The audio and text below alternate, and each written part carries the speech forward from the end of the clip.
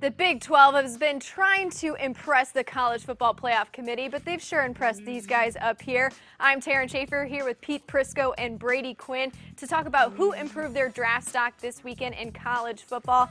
Guys, we'll start with Oklahoma cornerback Zach Sanchez. Brady, I loved your scouting report on this. You said he's an absolute ball hawk. Yeah, he's got 4 interceptions on the season. He had 2 last week versus Oklahoma State, and this is a player who's come up big in their big moments. In particular, on the road, down in Knoxville versus Tennessee, it was the Zach Sanchez interception that actually sealed the victory. He's got 12 in his career. Look, Pete, he's a little bit small, sitting on the more of the 5'11", 170-pound side, but he's got a nose for the football. He's not afraid to come up and tackle in the run game. I mean, he seems like, besides his size, he's exactly what you want in a cornerback. Or a nickel corner. Yeah. Right? I mean, you slide him inside in the National Football League, let him play man-to-man coverage, and hit some people and tackle and blitz off the corner.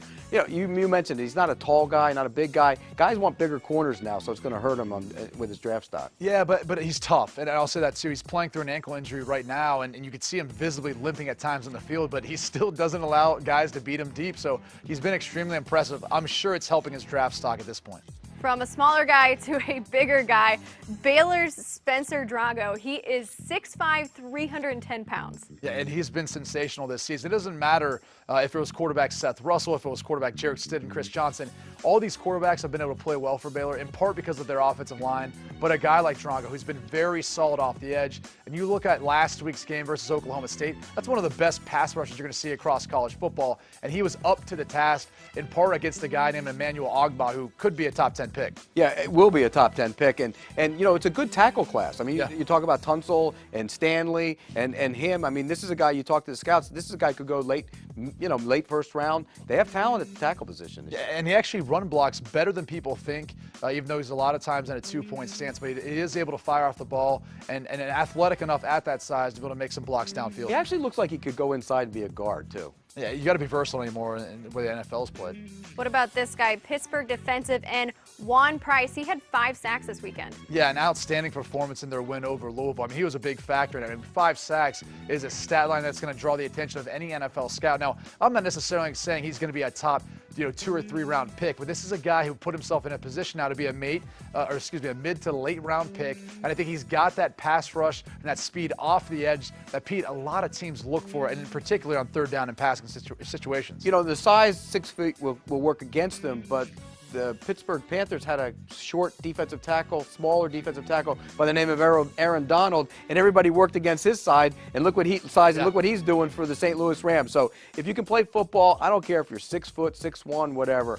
You can play in the national. And they're coached by a guy who I know you love. I mean, Pat Narduzzi, the head coach, I mean, he's a great defensive mind, and I think that's going to play a part, too, in his development and even possibly his advancement into the NFL. Pat Narduzzi's paisan, baby. Price, though, he's had 3 season-ending injuries. Do you see that as something that they're going to really question? It's definitely going to be a factor. But again, there's a lot of guys who have played through injuries before and shown still their ability to be able to come back from it. Todd Gurley is a perfect example of that. And again, I'm not trying to compare Todd Gurley to Juan Price, but I do think he's going to have an opportunity to demonstrate some of that speed, some of his skill set at the combine and at his pro day and some of those other places where he's going to get checked out by doctors. And some of those scouts will look at it and say, hey, look, he fought through those injuries to come back. Then the doctors will poke and prod him everywhere imaginable when he gets to the combine. Well, they can't argue with the 5 sacks he had this weekend either way. Those are the players that improved their draft stock after this weekend in college football.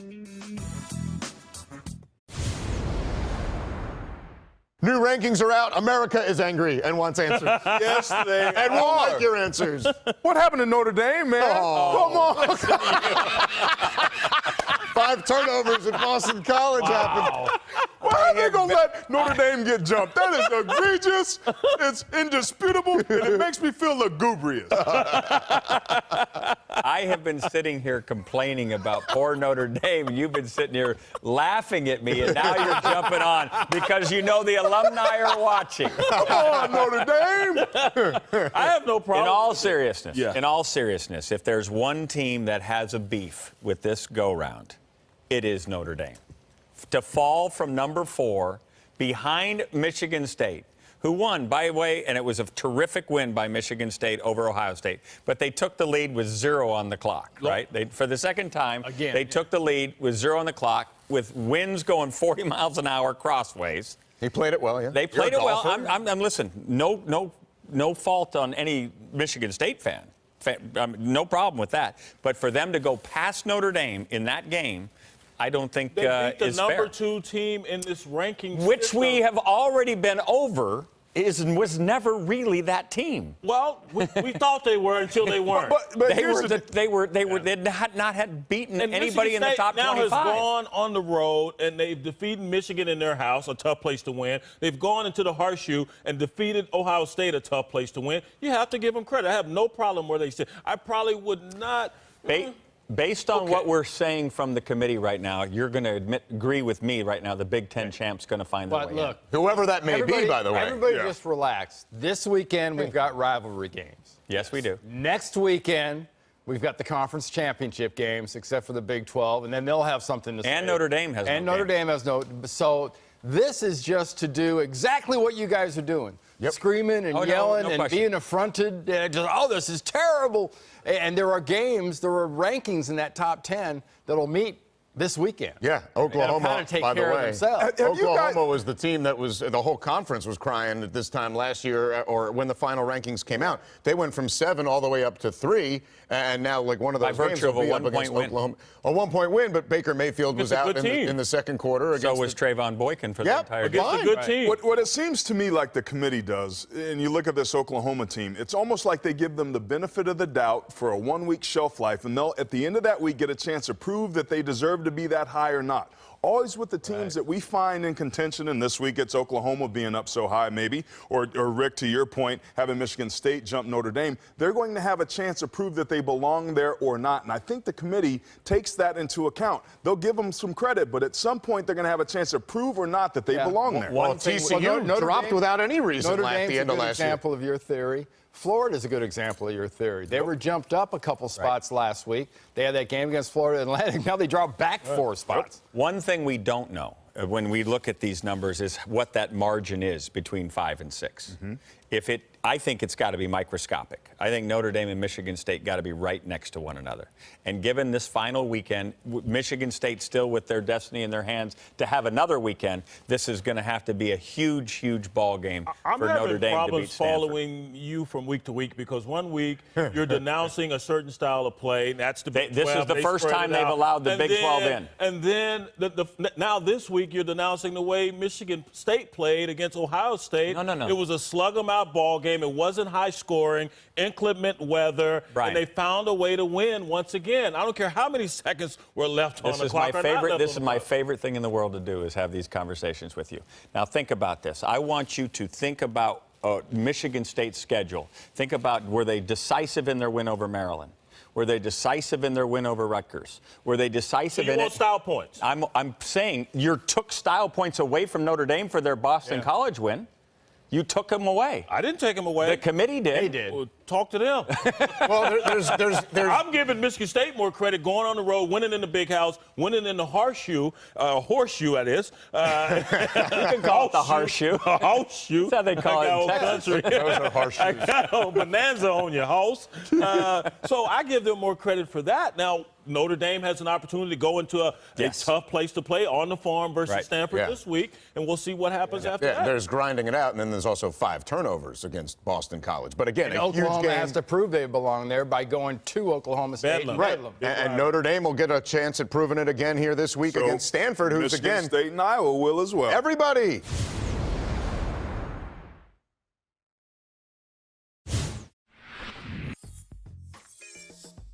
Number 7, Baylor has lost its second starting quarterback in under a month. Bears QB Jarrett Stidham will miss the remainder of the season due to a broken bone in his ankle. Now, the freshman suffered the injury during the second quarter of Baylor's win over Oklahoma State last weekend. While Stidham has appeared in all 10 of Baylor's games this season, he's only started in the last 3. The Bears have gone 2-1 with Stidham at the helm, and the freshman has completed 68% of his passes for more than 1,200 yards and 12 touchdowns. Opening day starter Seth Russell led the team under center in its first 7 games of the year, but was ruled out for the year himself in late October after he had surgery to fix a neck fracture. With QBs 1 and 2 out, Chris Johnson is now expected to start at quarterback for the 9-1 Bears against TCU on Friday. The redshirt sophomore was converted to wide receiver before the season, but came in relief of Stidham last week against Oklahoma State, passing for 3 touchdowns in the Bears' win. Welcome back, my good people.